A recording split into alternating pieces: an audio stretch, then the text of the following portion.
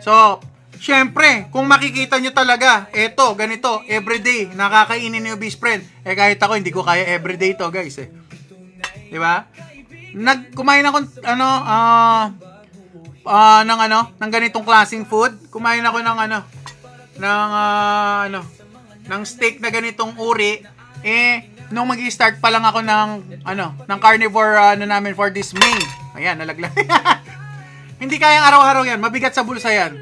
So, gusto ko lang makita nyo ang possibilities. Kung may capacity kayo bumili nito, pwede nyo kainin. Alright?